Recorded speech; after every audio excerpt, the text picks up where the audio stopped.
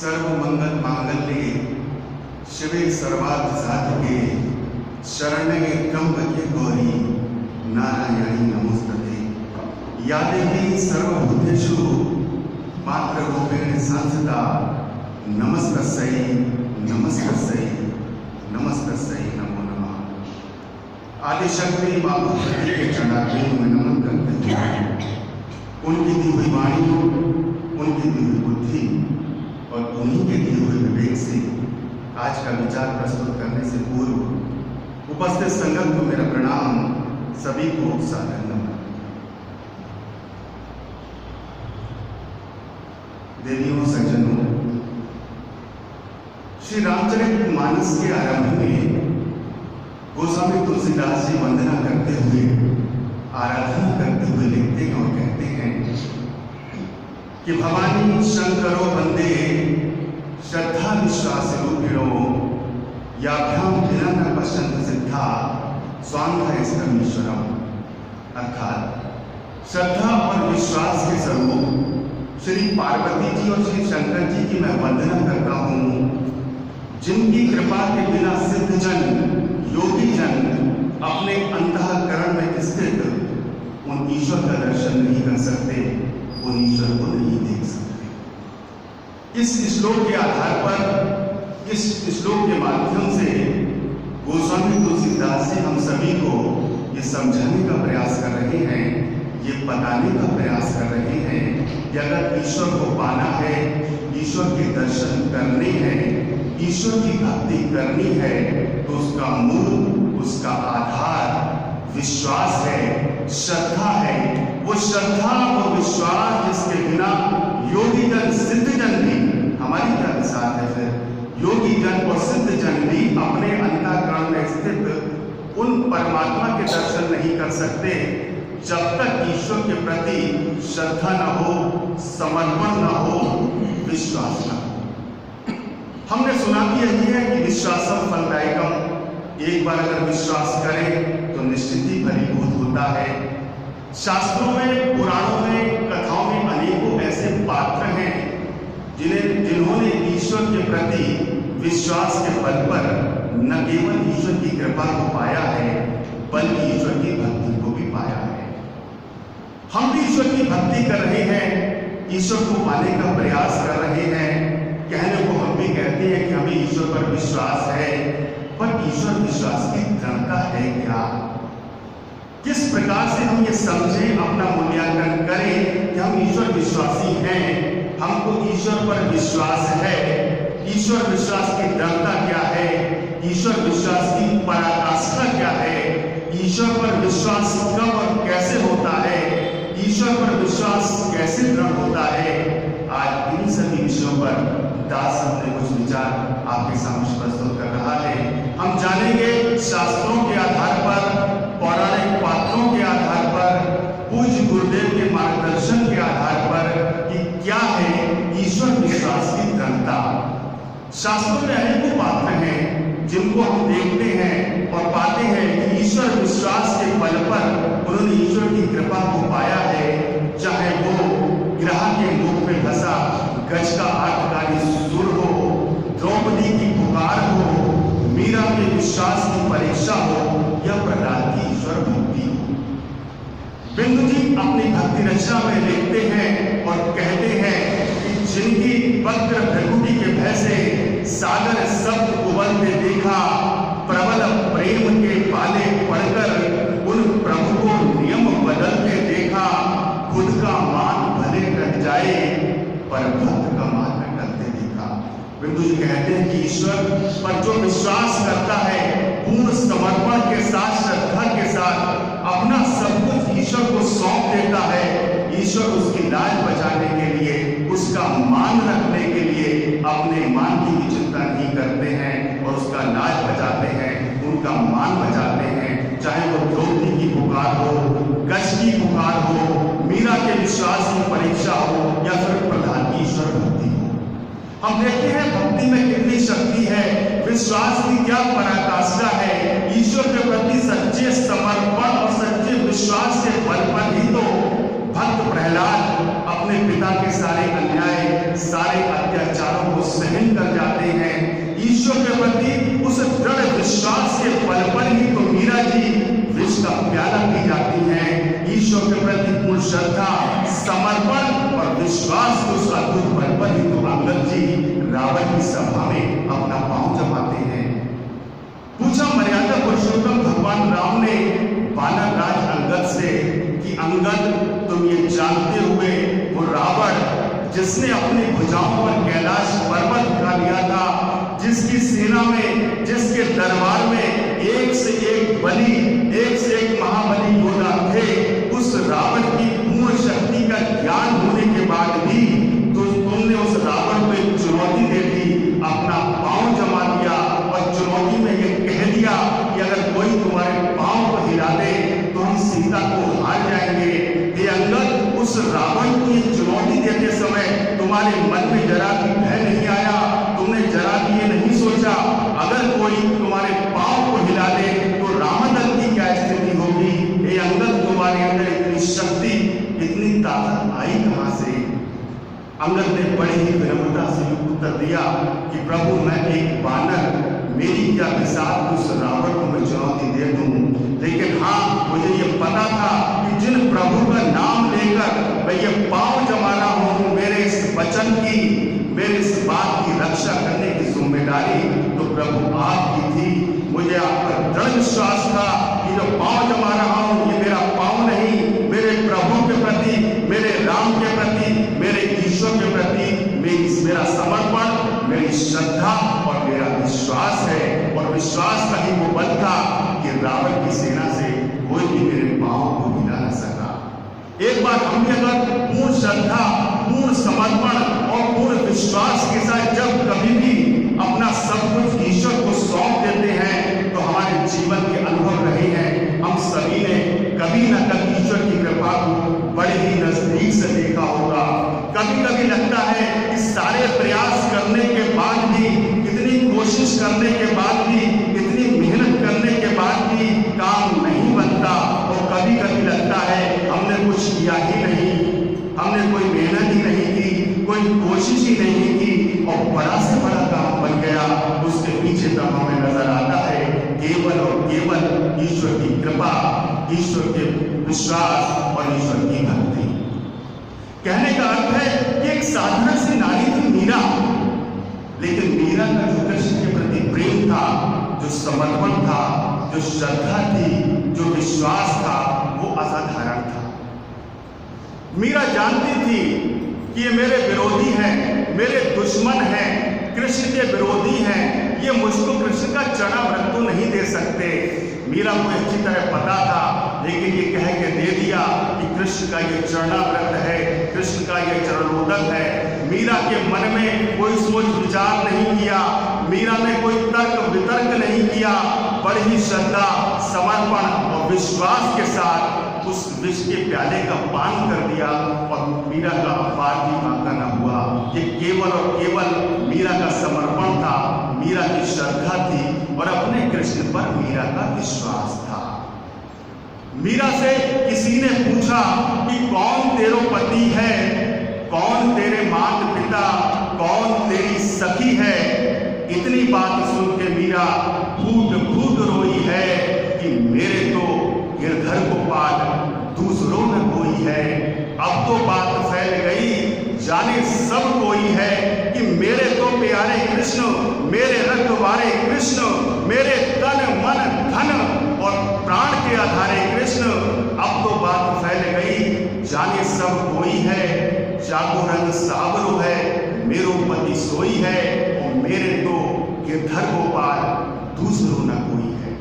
हम भी गिरधर गोपाल को अपना कहते हैं, ईश्वर हमारे भी हैं, पर हमारा क्या भाव? जहां मीरा जी कहती है कि मेरे तो गिरधर गोपाल, दूसरों न कोई है, वह हम कहते हैं कि मेरे तो गिरधर गोपाल, पर दूसरों सब कोई है। दूसरा भी सब कोई है, गिरधर गोपाल भी हमारे हैं, लेकिन जब तक वो विश्वास, वो समर्पण ईश्वर के प्रति सच्चा नहीं होगा, तब तक विश्वास में शक्ति नहीं आएगी। और जब तक विश्वास नहीं, तब तक ईश्वर की प्राप्ति तो नहीं होगी, ईश्वर के दर्शन तो नहीं होंगे, ईश्वर की भक्ति तो नहीं होगी। ये बात गोस्वामी तुलसीदास जी आरंभ में ही श्री रामचरितमानस में कहते हैं। प्रहलाद की भक्ति देखिए, एक छोटा सा बालक जिसका रक्षक ही भक्षक बन जाए, एक बच्चे की जान का दुश्मन अगर उसका पिता ही बन जाए तो उसे फिर कौन बचा सकता है। लेकिन प्रहलाद की जो भक्ति थी, प्रहलाद की जो श्रद्धा थी, प्रहलाद का जो समर्पण था, प्रहलाद का जो विश्वास था, दृढ़ था। उस विश्वास में कोई भी एक बार भी विश्वास उसका डिगा नहीं।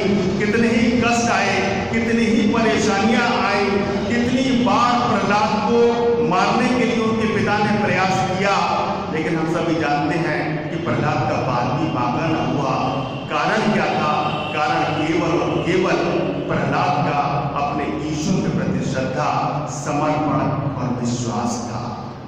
खंभ के तीर प्रहलाद लाया गया, अग्नि से लाल खंभा दिखाया गया। तब प्रहलाद से पिता ने कहा, बोल प्रहलाद है तेरा ईश्वर कहाँ? बोला प्रहलाद हंसकर, पिताजी सुनो कि पत्ते पत्ते डाली डाली मेरा राम बसता। मेरा राम, मेरा ईश्वर, मेरा परमेश्वर पत्ते पत्ते डाली डाली में बसा हुआ है। वो तो इस खंबे में भी बसा हुआ है। इस विश्वास के साथ ईश्वर इस खंबे में है। प्रहलाद उस खंबे से चिपक जाते हैं, ईश्वर प्रकट होते हैं। आगे की सब कथा हम सभी जानते हैं। कहने का अर्थ हम कहते हैं ईश्वर विश्वासी हैं, लेकिन पात्रों के आधार पर, इनके जीवन के आधार पर अपना मूल्यांकन करें कि हमारा इतना जीवन व्यतीत हो गया ईश्वर की भक्ति करते करते, सत्संग सिमरन करते करते, क्या आज हमारा विश्वास ईश्वर के प्रति दृढ़ हो पाया है? कि हमारे ईश्वर के विश्वास में दृढ़ता आई है?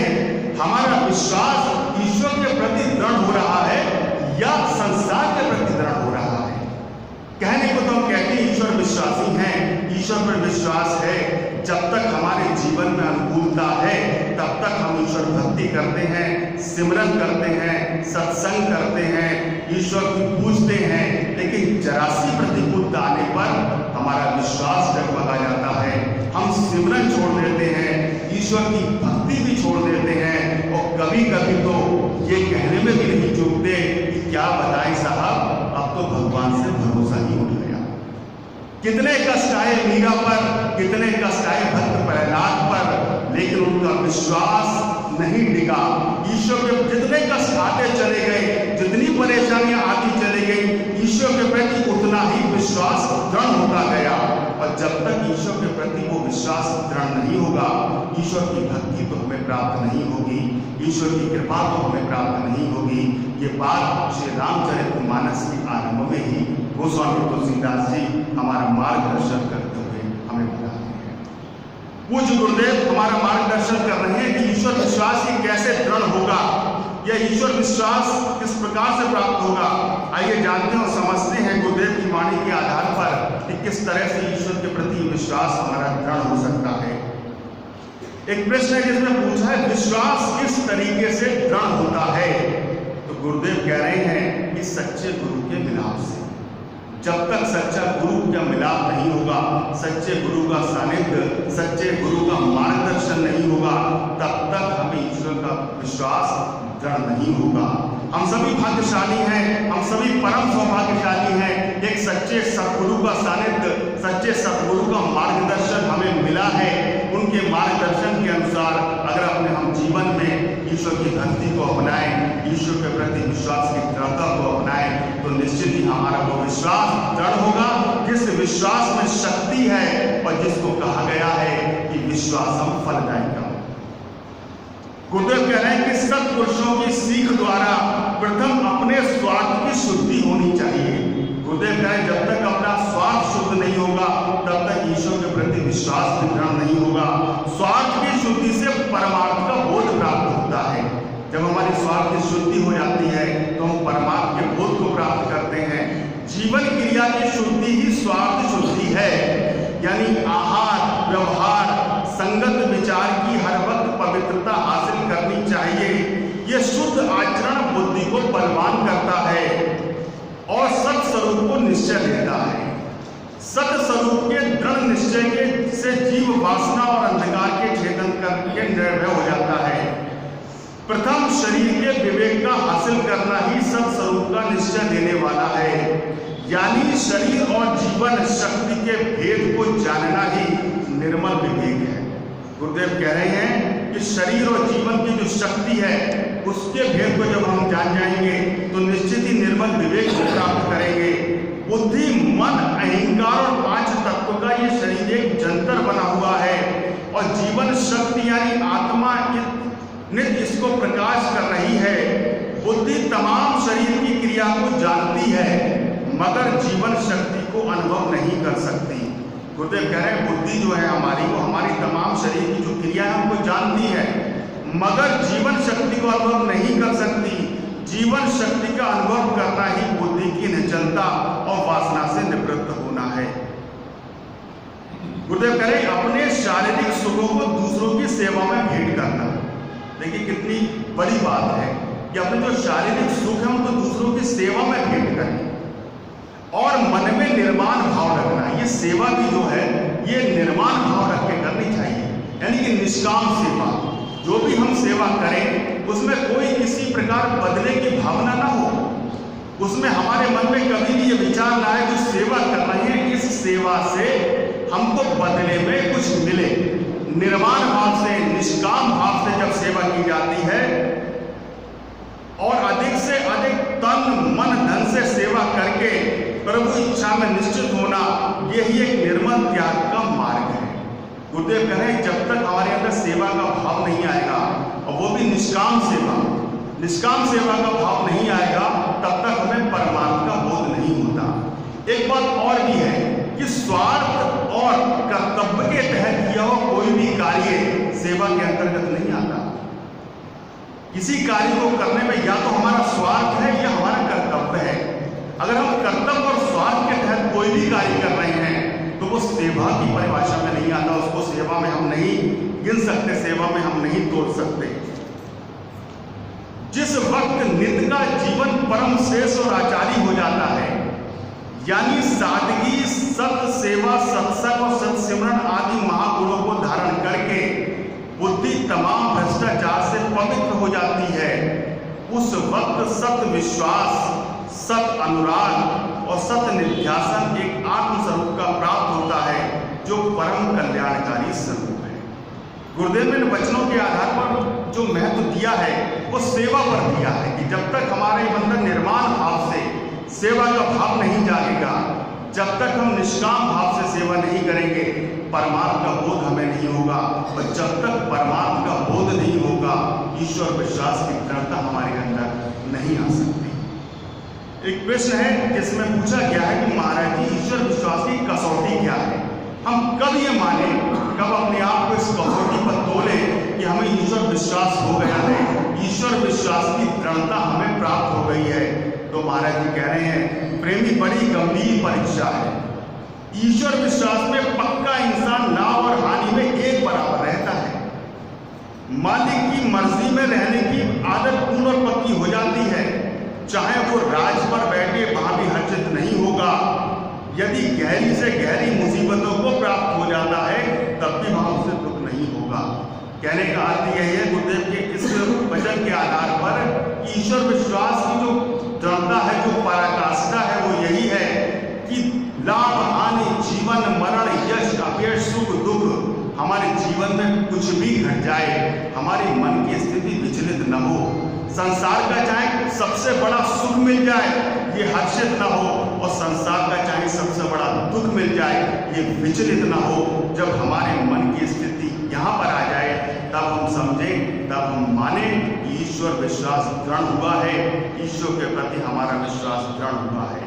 बस सच्चे भाव से, सच्ची श्रद्धा और सच्ची कामना से अपना सब कुछ उन परमेश्वर को सौंप कर तो देखिए, इस भावना के साथ, इस कामना के साथ कि अब सौंप दिया इस जीवन का सब भार तुम्हारे हाथों में, अब जीत तुम्हारे हाथों में और हार तुम्हारे हाथों में।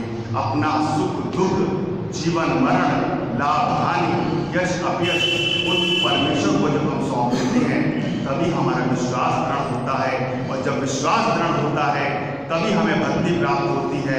वो भक्ति जिसमें शक्ति है, वो विश्वास फलदायक होता है। इस आधार पर अपना मूल्यांकन करें और हम देखें कि हम कहाँ पर स्टैंड करते हैं, ईश्वर विश्वास की कितनी दृढ़ता हमारे अंदर अभी तक आई है, और अगर नहीं आई है तो निश्चित ही सोच विचार करने की आवश्यकता है, अपना मूल्यांकन करने की आवश्यकता है, और संसार से हटाकर ईश्वर के प्रति उस विश्वास को बढ़ाने की आवश्यकता है। सर्वशक्तिमान परमात्मा हमारे संकल्पों में, हमारी आध्यात्मिक उन्नति और आध्यात्मिक प्रगति में हमारा सहायक हो। इसी मंगल कामना के साथ मैं अपनी वाणी को विराम देता हूँ। ओम नमः शिवाय।